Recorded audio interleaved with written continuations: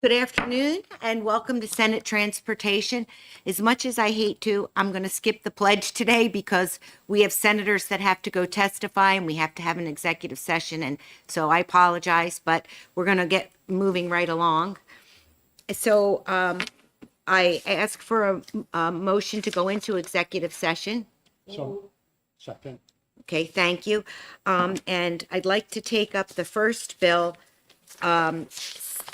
Senate Bill 2, I gotta look now, 270, no, hold on. 274. Madam Chair, if I may, we're still waiting on amendment. Oh, Yeah. No, that was the wrong amendment. That was the amendment from the very first hearing. Yes. So OLS is still working on it. okay, I hope to have an amendment today, which cuts down the funds dramatically, and establishes the emergency, fund at $1 as well. So, yes. Yeah, we don't have the amendment yet, so I was hoping. I thought that we did, and that's why I called on you first, because I know you have to. I appreciate it. So all right, well, thank you for clarifying. Absolutely. Well, let's move on to the next bill then. I'm looking for a motion on Senate Bill 150. This is defining electric vehicle charging stations and charging a fee for annual testing by the Divisions of Weights and Measures. Do I have a motion? This is what I would have called. Okay. I'm good. Oh, okay. Okay, so all those in favor of ought to pass on Senate Bill 150, please say aye. Aye. Okay, none opposed. I'd like to move consent. Move consent. Okay, all those in favor of consent, please say aye. Aye. Thank you, and Senator Fenton will take it out. Okay, if I move along too fast, let me know. I'm going to make the motion, if you don't mind, on Senate Bill 152. FN, because this was my bill. And I am very passionate about finding a solution for all of my poor constituents who are so negatively impacted by the noise barriers. And while I'm going to speak on Senate Bill 152, I'm going to include Senate Bill 155, even though we'll be voting on it separately because I don't want to repeat my comments. They both use the toll credits. So what I'm going to do is I sent Commissioner Cass an email, and I've asked him to work with me to find a solution. As much as I want to pass these bills, I'm going to make a motion to re-refer because I have to be responsible in what we do here. And I have a paper here on the Turnpike toll credits and how they're trending through 2036. And if we were to pass these bills, then the increased demand for the Turnpike toll credit usage will also accelerate the depletion of the fund. And the Department of Transportation will not have the funding to move forward with many of the projects in the 10-year plan. And so passing these, as much as it breaks my heart not to, would be irresponsible. So on Senate Bill 152, I'm looking for a second to re-refer. Second, Madam. Okay? Any discussion from anyone? Elegant solution. Discussion, I feel the chairman's pain on this subject. I've heard from the poor residents who have been enduring this for 20 plus years. Would love to find a solution to be able to help them, but unfortunately, this isn't the vehicle, and I just don't know what that vehicle is to help those residents. So I would be happy to work with you and work with the department to try and find a funding source for this. Okay, that being said, all those in favor of the re-refer motion on 152, please say aye. Aye. Aye, none opposed. Move consent. All those in favor of consent? Aye. Aye, and none opposed, and I will take that out. Vivian, thank you. Since we're on that subject, I'd ask that we move to Senate Bill 155, the other highway toll credit, and seek a motion of Re-refer, motion to re-refer. I'll second that. All those in favor, please say aye. Aye. None opposed? Motion for consent? Okay, Senator Prentice made the motion. Senator McConkey seconded. All those in favor of consent, please say aye. Aye. Okay, and you want to take that out? I can take it out, and if I may, Chair Chardy, no, it's okay. I just wanted to say that the reason behind re-referring on 155 is the same as the bill before it. I think that we're gonna have, although I've learned about the toll credits, and I think there's a usefulness here, we have to watch that. We have to watch how they're applied right now, and then what they're trending downward. We've got that forecast from somebody, a representative from Department of Transportation at the hearing that will stick with me. So, Okay. all right. But I'm telling you, I'm going to find a solution if Yeah. it's the last thing I do. I'm not going to let our constituents be negatively impacted. So, and I feel confident that Commissioner Cass will work very collaboratively with me to find a solution, and the rest of us. Okay, thank you for that. Uh, Are you taking 155 out? I'm taking it out. Senator Prentice is. Okay. Yeah. All right. So now I'd like to have a motion on Senate Bill 151 and then speak to it.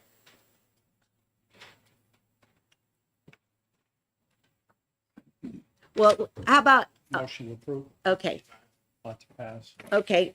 Now I'd like to speak to that. I'm going to make the recommendation of ought to pass with the amendment that Senator Abbas had provided. And the reason for this is we had 4 wonderful groups of people here that testified that represent families and people with disabilities that were very passionate about this placard.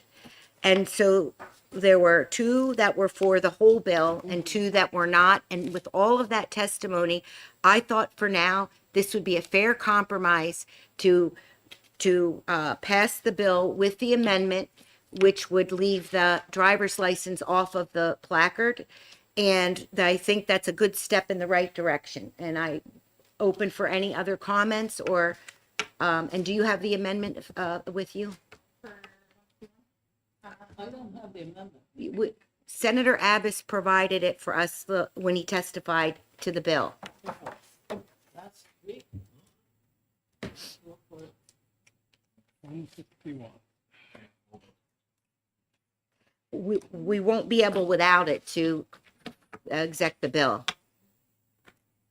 I have it in my file.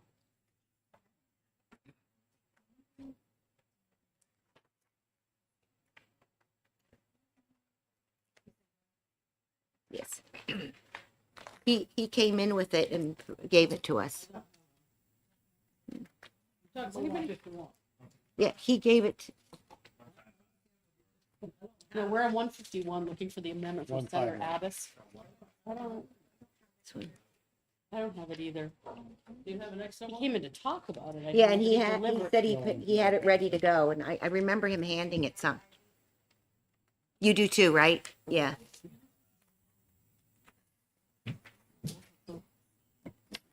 While we're searching that out, I just, Chair, I wanted to let you know that I did talk to a liaison from the New Hampshire Police Chiefs Association about this bill. Oh, thank you. Thank you, Senator Fenton. So I did talk to the liaison for the Police Chiefs Association about the situation, given the testimony about in Salem, and that the Salem Police Chief, and they have their, what they call it, morning roll call or, awareness briefing, that they were talking about this to all members of the department. And I encouraged her to, and offered to also talk to the chiefs, but I encouraged her to bring this message to police chiefs throughout the state to share with their departments. That's As I said that I wonderful. would. So, yeah, okay, Thank you for that. you are welcome. I think it's important. Um, If I had it, it would be there. well, he handed it to the front, and I don't think we got it passed out because we didn't. Excuse me. It's just prepping a copy of that notebook for SB 151. Okay. and then we'll have to vote on the amendment. Okay, and then we'll vote on the bill with the underlying amendment. Okay. All right, while we wait, move on to another bill or just wait? I can read the, do you have the amendment? It's coming. I can read it. Oh, whoa. Oh, here that we was go. fast. Okay. So I guess we can just continue on. Okay, we'll continue on. Sorry for anyone listening. We're on Senate Bill 151, and we now have the amendment. It was really simple, one little line. It amends the bill by deleting Section 4 and renumerating the original Section 5 to read as number 4. Madam, I will move Amendment 2025-0242. I'll second that. Okay, all those in favor of this amendment, 0242, please say aye. Aye. None opposed? Now we need a motion. Okay, Second. all those in favor of ought to pass with amendment, please say aye. Aye. Okay, none opposed? A motion for consent? Okay, all those in favor of consent? Aye. Aye. Okay, who would like to take it out? I'll take it out. Okay. All right, moving right along, as we do here. 156, so we're gonna do put on that. That's just on my list, but.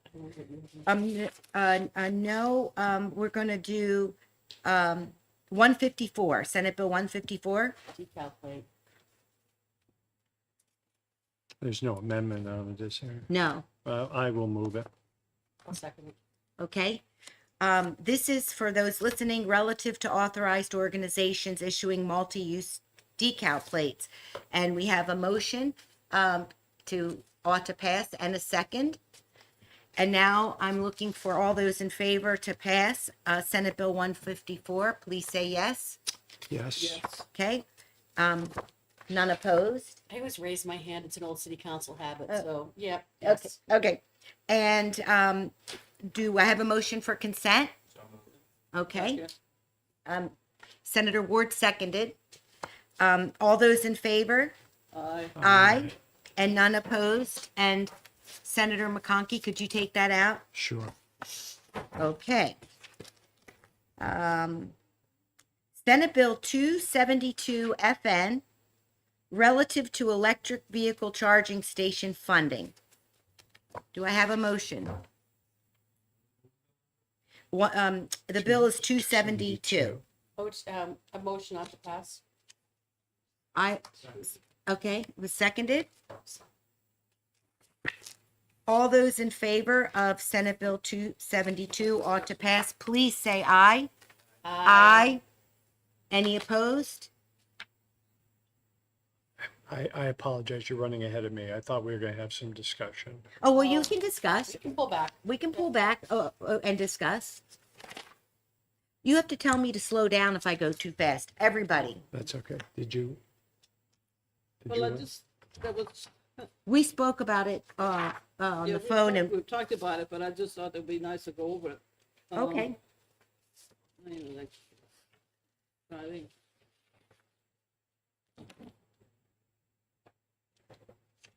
Okay, so any emergency vehicles can do it, but not anybody else in the parking place. That is correct. As I understand it.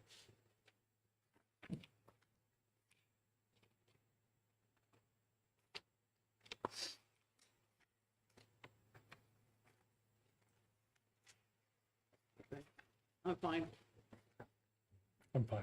You are? Okay. Yeah. I'm good We with it. had good support for 250 people signed in favor, 4 who opposed it.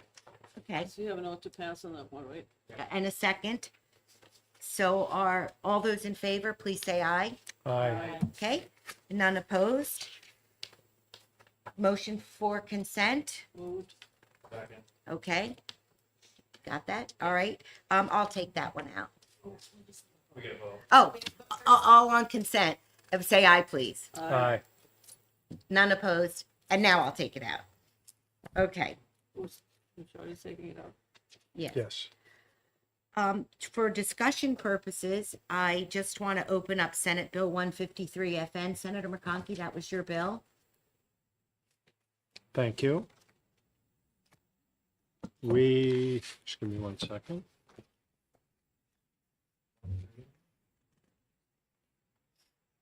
For the people listening, that was relative to the issuance of permits for the alteration of driveways existing onto public ways.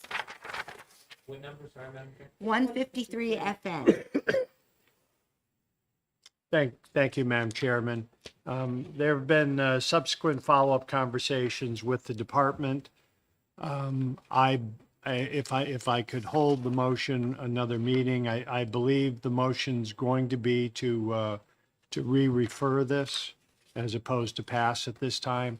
Conversation with the department, it would be extremely burdensome for them to abide by this. But at the same time, we're having a continuing conversation. The conversation continues, I believe, next week on what could be done with the really large housing projects. We heard from, I was in meetings with some very large developers that are looking at housing units in excess of 100 units or better. And they've had their driveway permits in the queue, and it's taking an average of 18 months or longer. And so we started a further discussion on the Department of Environmental Service. If I go for an alteration terrain permit, if I go for a wetlands permit, if I go for a septic, I pay a fee for that. Department of Transportation, if I apply for a highway permit, a driveway permit, there's no fee associated with that. So there's a discussion from the people that are providing the larger housing projects that they would be willing to pay a fee to get a quicker review. And it would then permit DOT then to have the personnel or to hire the consultants to make that happen. And we seem to be of the opinion, the continuing conversation, is that we could probably, there'll be two paths. You could continue to go down the path where you don't pay for an application.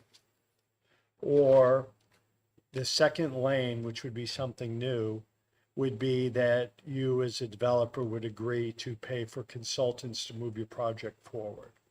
And it looks like if you were to choose lane B, that you might get your time down to 6 months, which was truly acceptable to those people that are in this business. So I love the idea of pushing for 60 or 90 days. I love that idea, but it does not look like it's a realistic goal. So my hope is, what I think we're going to do is end up re-referring it. We're not letting it die. We're going to work extremely hard with DOT, the developers, and the housing people to try and come up with a better solution. Well, thank you for that, because I did have some concerns on some of the more difficult permits that might need a traffic study or have issues with slope and grading and things like that. So then what we'll do is we will not exec it today, but we will have to do it on March 4th because it has an FN, and all the FNs have to be done before the 6th.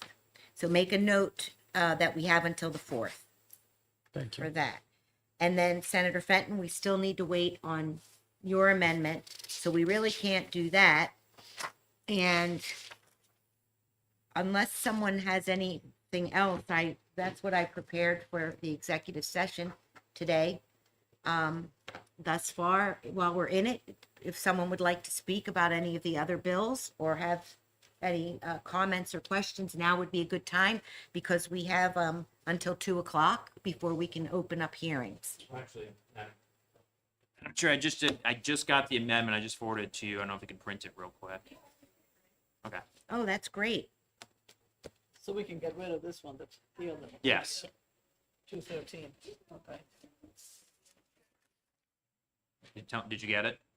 Yeah. Okay. Perfect. So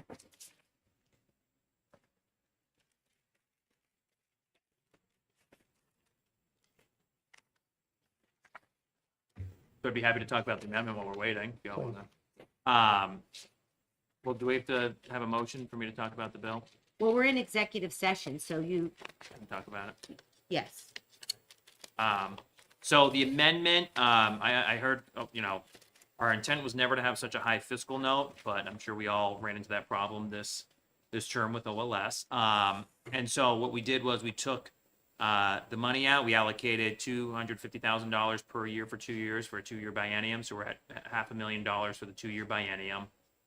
We got rid of the funding mechanism for it with the grants, and it's going to be a straight general fund allocation.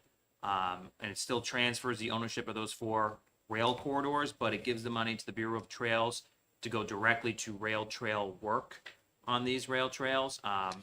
Obviously, it's not a lot of money, so it's not going to staff or anything like that. It's going directly to the rail trail work, and they don't need the staff for that portion. It also does still establish the emergency rail trail fund. We're going to put $1 in that because in order to establish the fund, you got to put $1 in. And we heard testimony from Department of Transportation that would like access to the emergency rail trail fund so that they may request that from the Bureau of Trails as well.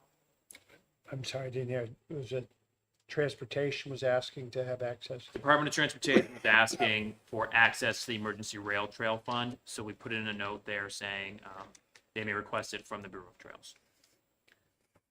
I'd like to say thank you, Senator Fenton, for the work on this, because although I believed in the bill, the cost was just too much.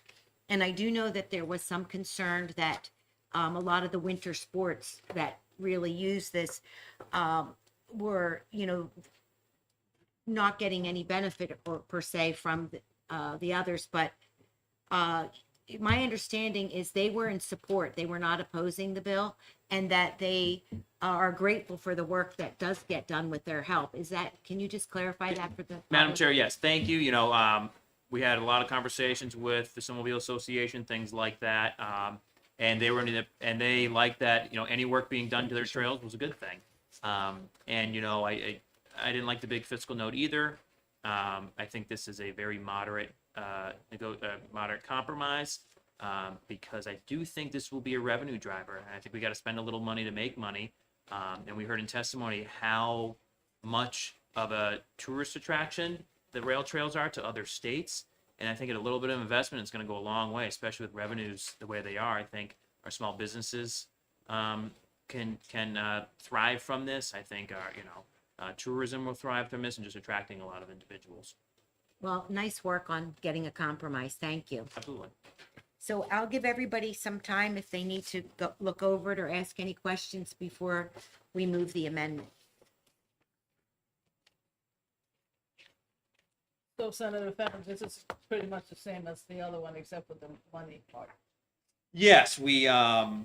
Because I did read the other one. Yeah. It's still kind of doing the same things we set out to do. We're transferring those the trails. Sorry. We're cutting the funds in half. We're establishing the emergency fund because Yep. and any private donations will come out of that 500,000, which I think is a very good thing because there's a lot of private donors that will contribute to the rail trail. So it could be less than 500,000.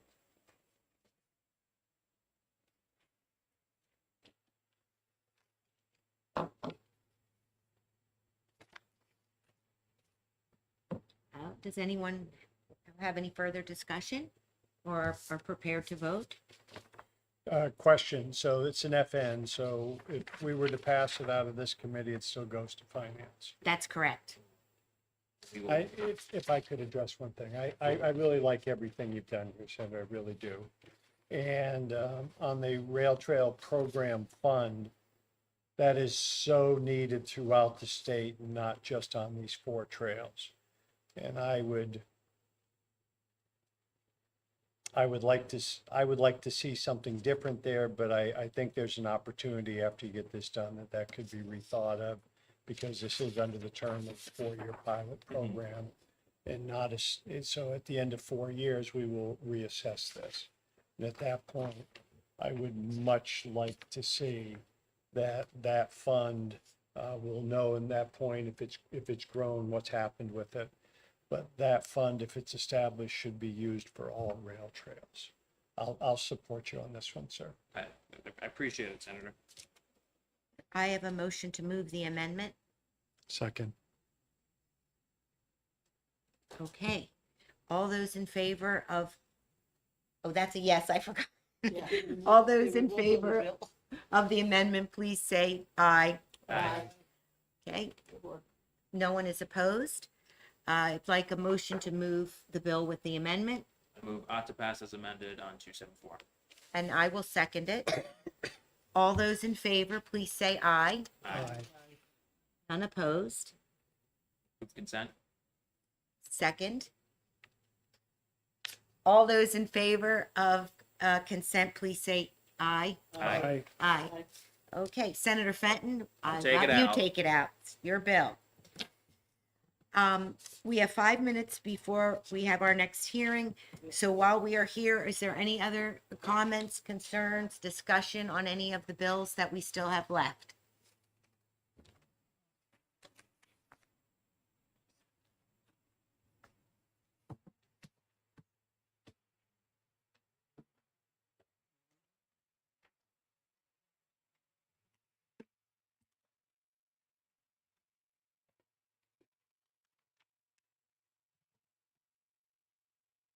I'm gonna take that as no. Oh, I'm sorry. Okay, I'm okay. Sorry for not Okay, responding. so, then I won't make a motion to come out of executive session. So moved. So moved. All those in favor? Aye. Aye. Aye. Okay. We have a 5-minute recess before we open up the hearing on Senate Bill 157. Thank you.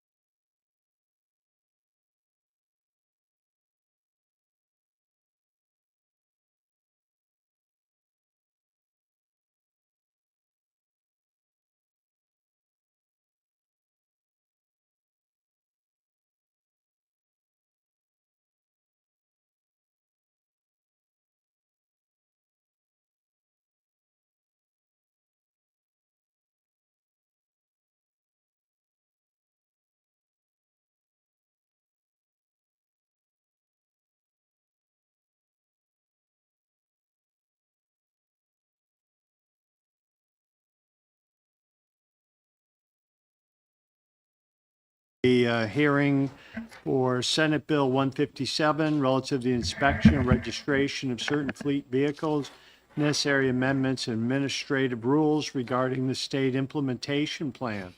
I would like to recognize the prime sponsor, Senator Rashadi, and with that, welcome to transportation. Thank you.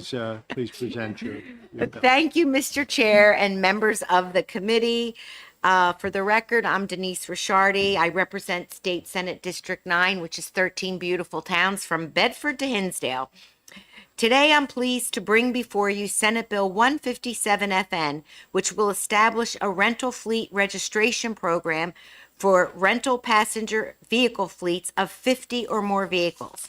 Additionally, this legislation allows vehicles registered in the rental fleet and have been purchased within 1 year prior to or during the vehicle's model year to be inspected upon purchase and not again until the expiration date in the second year after purchase.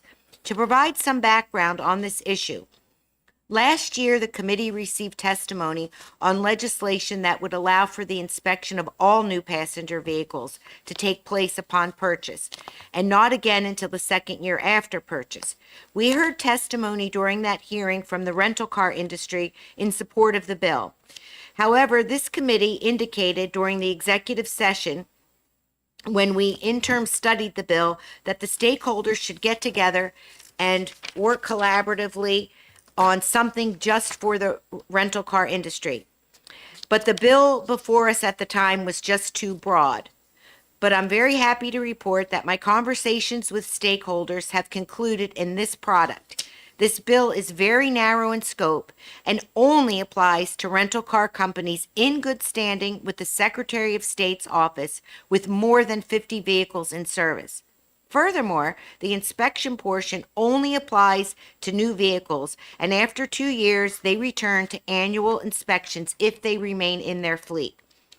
The establishment of a fleet registration program is very pro-business and streamlines the registration process, making it easier for rental car companies to conduct business in New Hampshire.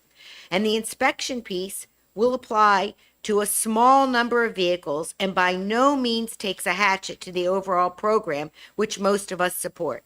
Additionally, cities and towns where these vehicles are registered will not be negatively impacted, as the bill requires the Division of Motor Vehicles to release the municipal portion registration fees to the appropriate municipalities within 30 days of receipt. I just want to add that I had a good mentor in Senator Bradley, and the one thing I learned is bring your stakeholders together, find a way to do good, and get to yes. And that's exactly what happened with this bill. The bill is a compromise, and I asked the committee to recommend ought to pass. And I will take any questions, and I have people behind me who are very expert in this topic. Thank you. Thank you, Senator, and don't undersell yourself with your talents, please, with those people behind you. Are there questions from fellow senators? There are none. Thank you. Okay, thank you. Like to call Jessica Wilcox forward, please. NHDES. Welcome, Jessica. Always nice to have you here. Thank you, Honorable Chair and members of the committee. For the record, I'm Jessica Wilcox with the New Hampshire Department of Environmental Services. I'm happy to come before you today. So New Hampshire DES does not take a position on this bill. However, the current language, we've noted there is an inaccuracy. We've had some discussions with the parties that are requesting the bill that are relative to more the appropriate language, which I guess was also in the bill that was put forth last year. This language would be preferable to the language in the bill, which is referring to 125J, and that language is amending RSA 266-1 as opposed to 125J. And there's some additional language that I know is going to be shared with you by the folks that are requesting the bill. So we understand that the sponsor is currently aware of this and also is intending or would like to amend that language anyways. So that's all we've got to say on this bill. Thank you. Thank you, and thank you for taking my question. Any issues about getting EPA approval to change the Clean Air Act program with this bill? So thank you for the question. With the revised language, we believe that we'll have enough time, the 18 to 24 months that is required to put forth an amendment to our state implementation plan and request that we will have to do some air quality modeling in order to kind of determine what those emissions impacts are going to be. But we anticipate that there likely are maybe between 1,000 to 2,000 vehicles that may be impacted by this new program. So we don't anticipate that's going to be challenging to model and at least present a revision to EPA, which hopefully they'll review and approve. Thank you. Oh, I'm back. All right, any further questions? Seeing none, thank you. Thank you so much.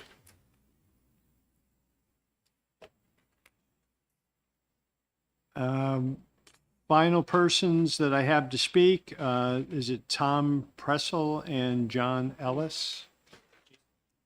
Jason. I'm terrible. Please come forward. Introduce yourselves. Welcome to transportation.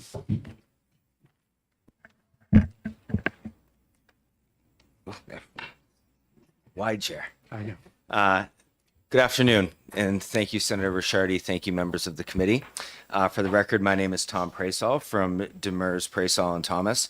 I'm here today representing Enterprise Mobility with Jason Ellis from Enterprise Mobility, and we're here in support of Senate Bill 157. As Senator Ricciardi mentioned, several of you may recall I was before this committee last year advocating on a bill that provided an exemption to the inspection program for all newer vehicles. The Senate committee and the Senate, in its infinite wisdom, recommended that bill be sent to interim study and asked that we get together with stakeholders and try and find something more narrow in scope. I'm happy to report that this past fall, we met with the New Hampshire Automobile Dealers Association. I have sat down with Director Marasco and also sent the language to Assistant Commissioner Lavoie. And this product before you is what we came up with throughout those conversations. So this bill creates a rental fleet registration program for rental passenger vehicle fleets of 50 or more vehicles. And let me just walk you through essentially what will happen, right? So essentially, if a rental car fleet chooses to do so, they would have to go obtain a certificate of good standing from the Secretary of State's office. They would then bring that certificate of good standing to the Division of Motor Vehicles to enroll in the program. Once enrolled in the program, they will annually submit a current certificate of good standing, elect a common annual expiration date for all vehicles in their fleet, and receive registration stickers for each vehicle in the fleet that shall be valid for 2 years only. At that time, they will then pay all registration fees and costs to the division for their fleet. You may ask the question, how will we continue to know if this company or this fleet remains in good standing in the second year? Well, that safeguard is built into the program, in which it states at any time the division may require the company to produce a current certificate of good standing. If said company is no longer in good standing or fails to meet the criteria of having 50 or more vehicles in their fleet, the division shall terminate their fleet registration and revert any existing registration credentials to those of non-fleet vehicles. Additionally, at initial registration of a fleet and annually thereafter, at least 60 days prior to the annual expiration date of the fleet, the registrant, in this case it would be Enterprise Mobility, shall provide an itemized account of all motor vehicles in their fleet to the division. At that point, the division will then generate an invoice for the registrant to pay for state and municipal costs and fees, and the entire balance shall be paid to the division, at which point the division then allocates the municipal costs and fees to the appropriate municipalities within 30 days. If a vehicle is added to the fleet after the initial registration, it will receive the same sticker, but the fees will be prorated. Furthermore, this registration program allows for a fleet vehicle that has new, or a fleet vehicle that is new, as in purchased within 1 year prior to or during the model year, to be inspected upon purchase, and then not again until the second year after purchase. These specific vehicles will have a separate inspection sticker indicating this for law enforcement. All other vehicles in the fleet that do not meet the standard as set forth as being purchased in the year prior to or during the model year will be required to have annual inspections as in the current law. This is critically important to my client, Enterprise Mobility, as the vehicles they have are transient. And when the annual inspection requirement comes up, they must either locate the vehicle and either transport it back to New Hampshire, or in most cases, they will just retitle and re-register vehicle in the state where it ends up. One may ask, well, why rental cars? Why should they get a pass on the annual inspection for new vehicles? Well, I would suggest, and Jason can certainly attest to this, I think he'd be more than happy to, that it is in their business's best interest to provide customers with safe vehicles, and they look at these vehicles more regularly than, you know, probably anybody else. I know for a fact, and certainly again, Jason, you can feel free to chime in, that they look at these vehicles upon rental, upon return, upon cleaning, and then upon before releasing them back out. They have specific requirements they adhere to company-wide relative to tire tread depth and other areas. And in addition to all of that, they must adhere to the Safe Rental Car Act as passed by Congress to ensure there's no outstanding recalls on any of their vehicles. To me, this separates them from the average passenger vehicle safety requirements on the road. Finally, after speaking with the Department of Safety and Department of Environmental Services, there is a stipulation in this bill. And that stipulation is that this bill shall only go into effect when receiving approval from the EPA on an amendment to the state implementation plan. Given the quality of new vehicles and the improvements that have been made for emission reductions, I have a strong feeling, and based on my conversations, that approval will be granted without any additional modifications to the state. However, this language ensures that process is in place before this bill goes into effect. I do, as Jessica had mentioned, I do have amended language I'm happy to share with you. And I think there was an inadvertent misstep during the drafting of this. And so this language reinserts what was in previous legislation as recommended by the Department of Environmental Services, just indicating that the Department of Safety shall promulgate rules, at which point the Department of Environmental Services will submit an amendment to the SIP, and then 4 is a contingency, basically saying this will only go into effect once approval of that. With that, I guess I can end my testimony there. I have copies, obviously, for Vivian if you want, so you don't have to type all of that. But I'm happy to take any questions. Thank you. I have a question. Yes, please. Senator Root. Thank you very much.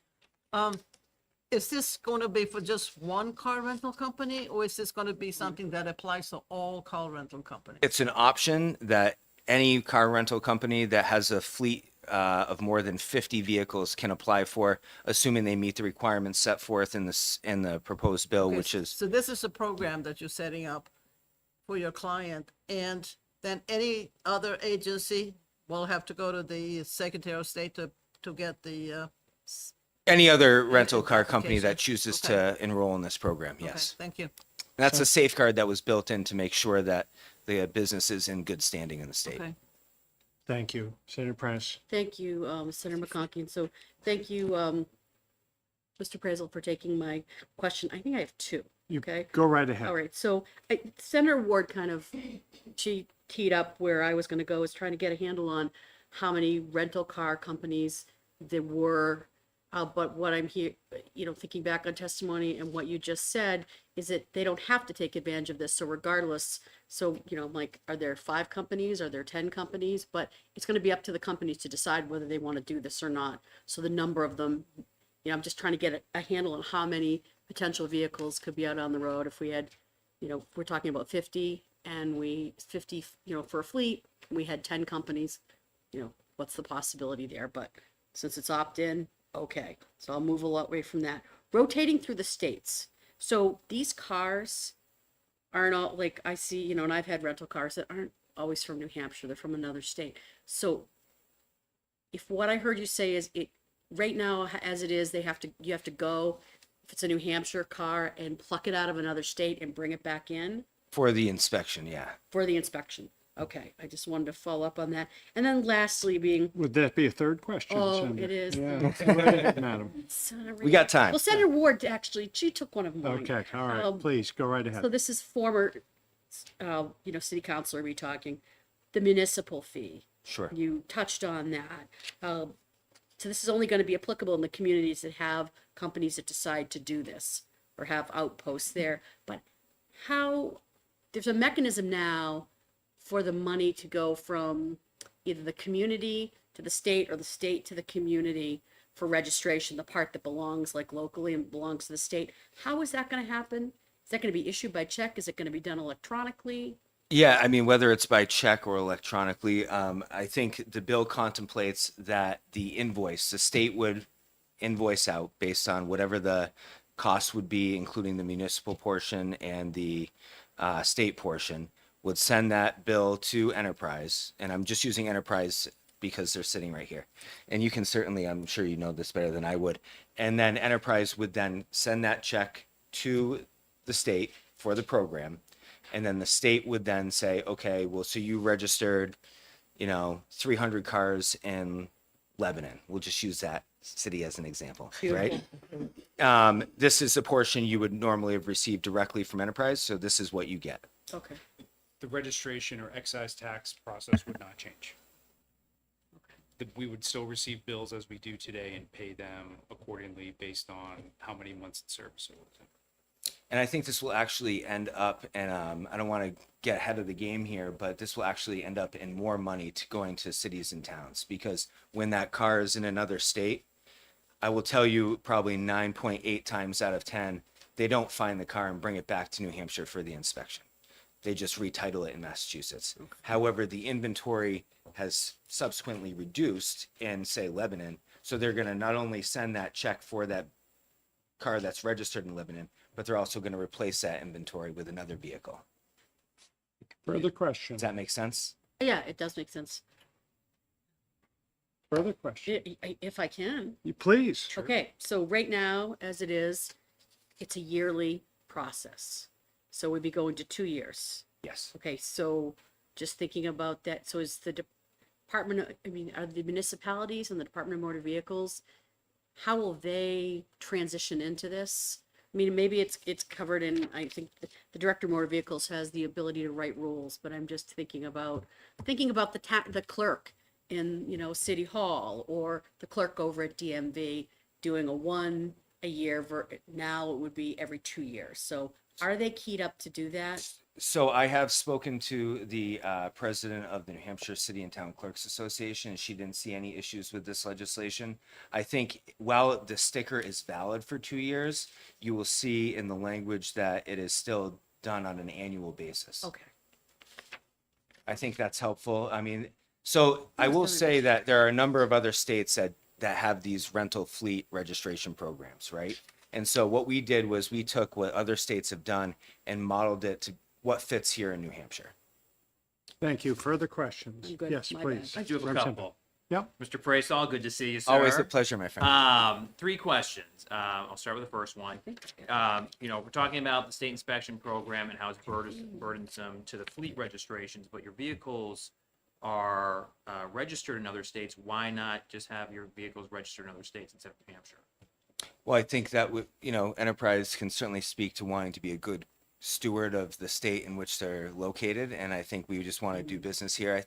If you're aware, which I'm sure you are, most of the time people in New Hampshire rent a vehicle is because they're having maintenance done on their current vehicle, and they want to drive around in a car with New Hampshire plates, and that's been the model. And Jason, this is your you know this better than anybody else, so you'll know the company model and why we do it this way. Yeah, we want to proportionally register our vehicles in towns and municipalities where we do business.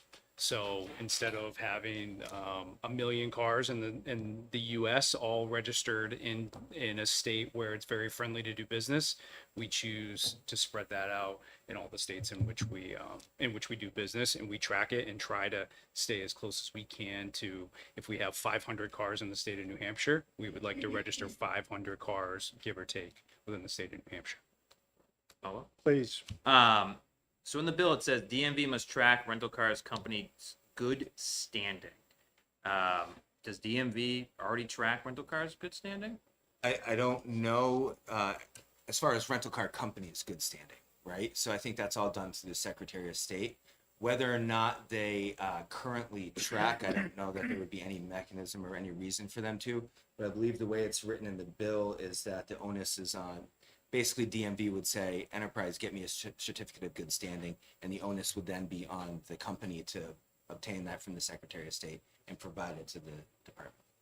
And final Number follow up. We've talked a lot about this bill. I appreciate it. My Not as only much as I'd like. my only fear is the lack of the fiscal note here. I mean, we're talking about a brand new program, and I don't see DMV in the room. And I think it's important to hear from DMV on just how much of an impact this is going to have.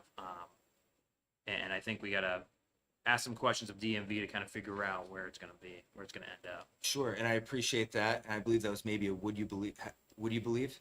But I did speak to Director Marasco yesterday about this, and he said that the department is currently just monitoring this bill, and they're leaving it up to the elected officials to make the policy. I did reach out to, because if you look at the bill, on the final page, it indicates that a fiscal note was requested back in January, and when it completed, it would be forwarded to the Senate Clerk's office. I did reach out to the Senate Clerk's office on Friday. They had not received an updated fiscal note yet. However, there's not a doubt in my mind that Senator Gray would be looking at that once the policy makes a decision on the policy and it gets to the Finance Committee. Thank you very much. Thank you. I have a question, if I could, gentlemen. So I'm a simple guy. So the first year that you register, that same sticker, you're going to be issued a sticker. Is that going to be placed on and that same sticker stays on for 2 years? As Maine, if I buy a vehicle there, I buy company vehicles there because I can't buy them here. And my sticker is good for 2 years. So it'd be the same thing. That's what's contemplated, yes. Thank you. Any further questions? Seeing none. Thank you, gentlemen. Thank you very much. Is there Appreciate anyone that. here that spoke once on Senate Bill 157 that wishes to speak again, or someone new that wishes to speak? Seeing none, close the hearing on Senate Bill 157 FM.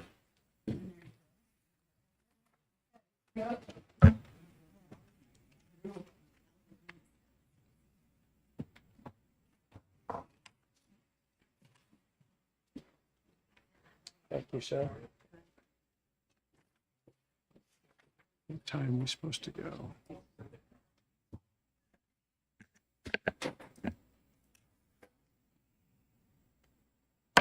Time being 2:23 thereabouts, I'd like to open up the hearing on Senate Bill 271, relative qualifications for issuing veteran license plates to include general discharge under honorable conditions. And with that, I would like to introduce the prime sponsor, Senator Ricciardi. And once again, welcome. Good to still have you here. And would you please present your Senate bill? Thank you so much, Mr. Chair and members of the committee. Denise Ricciardi, the state senator for District 9. I would like to start by thanking the members of the committee for the opportunity to speak today on behalf of New Hampshire's veterans. It fills me with pride to be able to represent those that have served our country with honor and distinction, yet remain excluded from a basic form of recognition, a veteran's license plate. Under federal guidelines, including those outlined by the Department of Veterans Affairs, a veteran is defined as anyone who served in active military duty and was discharged under conditions other than dishonorable. This definition includes service members who received a discharge labeled general under honorable conditions. These men and women wore the uniform, fulfilled their obligations, and gave their time and effort to defend our freedom. It is simply unjust to exclude them from basic acknowledgement, such as eligibility for a veteran's license plate. Recognizing these veterans with a license plate is a small yet meaningful way to honor their contributions. It is not about granting special privileges. It is about ensuring fairness and acknowledging their place in our nation's history. The slight difference in discharge characterizations should not overshadow their commitment and sacrifice. Governor Ayotte's vision of making New Hampshire the most veteran-friendly state requires addressing disparities such as this. Denying a veteran's license plate to those with general under honorable conditions. Discharge sends a message that their service was not enough. But the truth is, their sacrifices and commitment met the standard of honor. Therefore, they deserve to be recognized as veterans. This is not just about policy. It's about respect. It's about valuing those who gave their time, energy, and often their health for this country. Let us ensure that all who served under honorable conditions are given the recognition they rightfully have earned. Thank you, Mr. Chair. Thank you, Senator. Are there questions? Seeing none, thank you. I would like to call forward Phil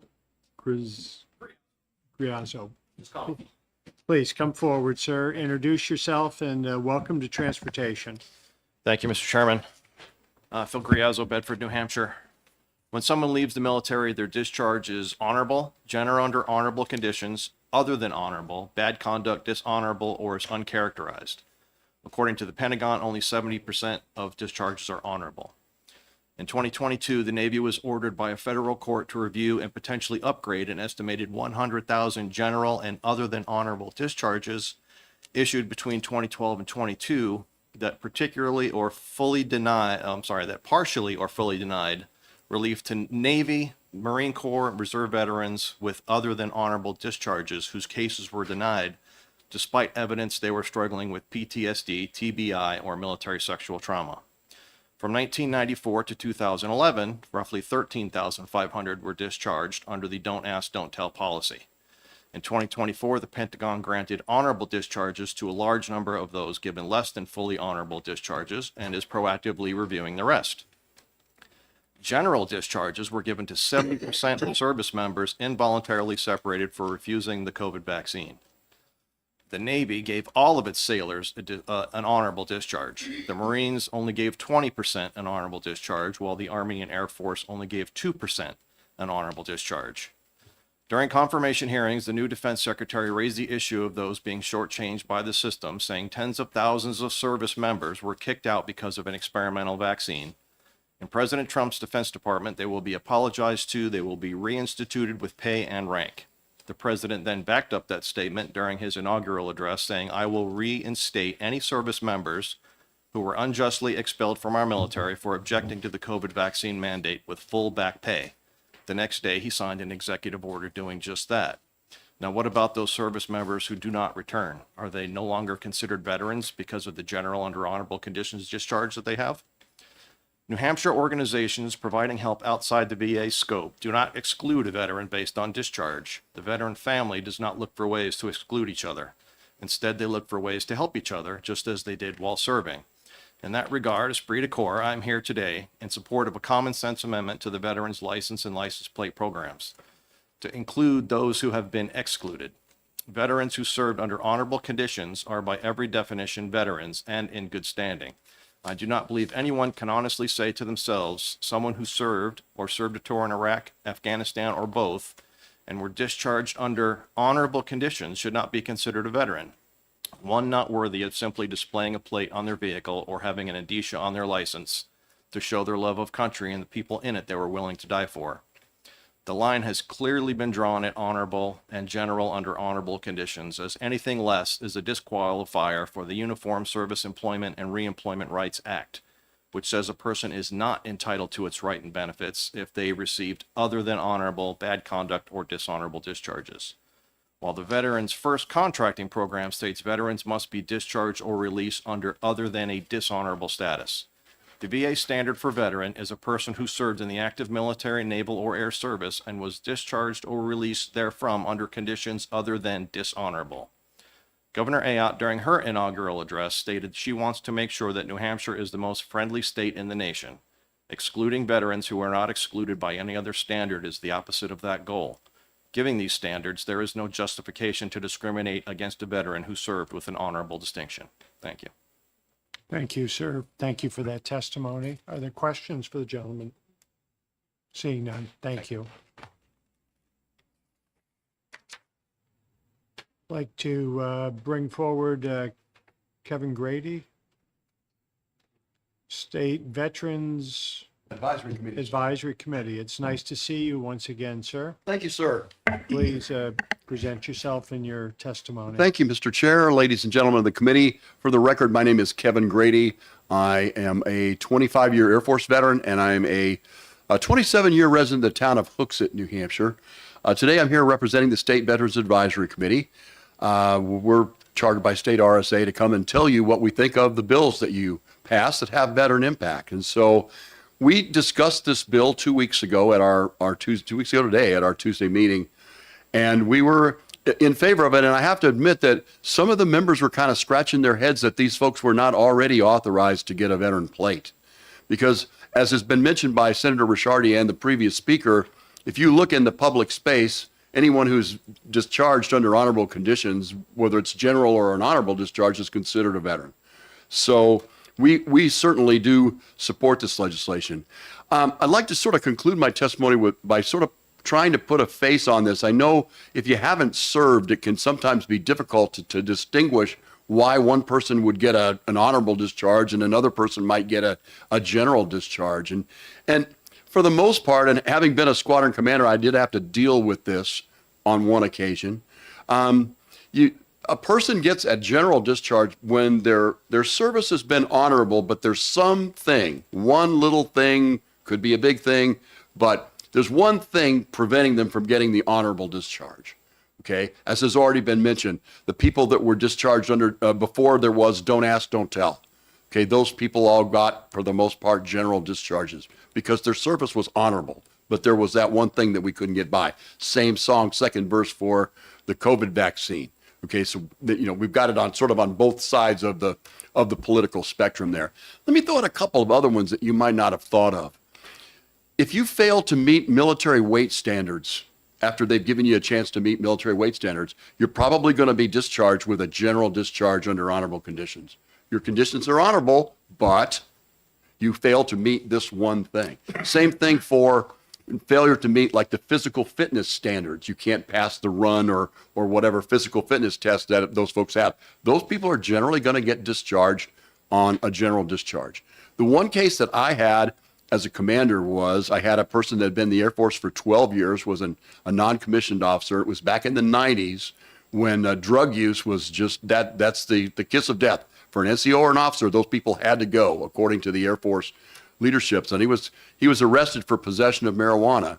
And the only thing that I could control as commander was to make sure that this person walked with a general discharge rather than other than honorable conditions or a bad conduct discharge. Why ruin the rest of somebody's life over one mistake? So that I think it should bring it a little bit more into focus for you that these people are all good people. They've all served their country honorably, but there's one little small thing that led to them getting a general discharge. The good news really is of all the discharges, if you want to get something upgraded, this one's the easiest.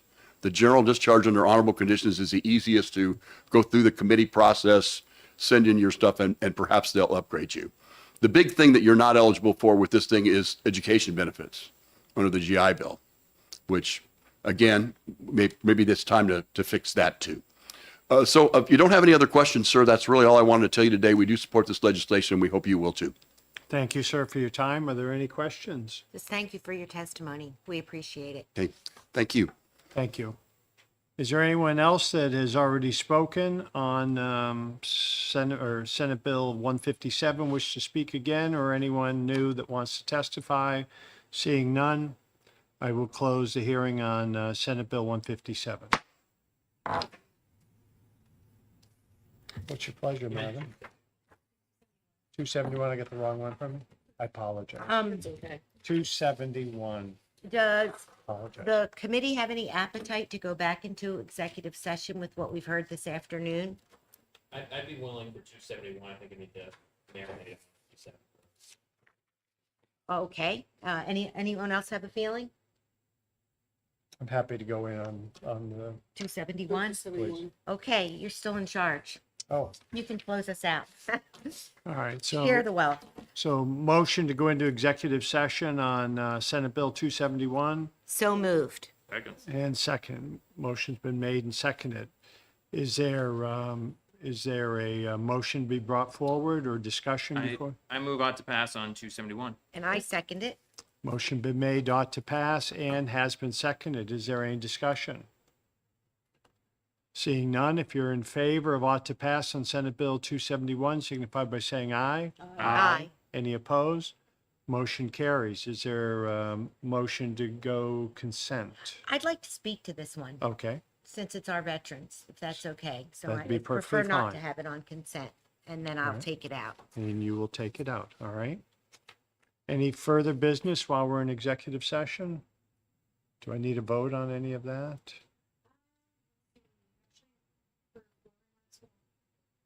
Okay, And I would just say, you know, I think on 157, I'm not opposed to it. I think we need to see some sort of fiscal note before we can do anything on that, just being stewards of legislature.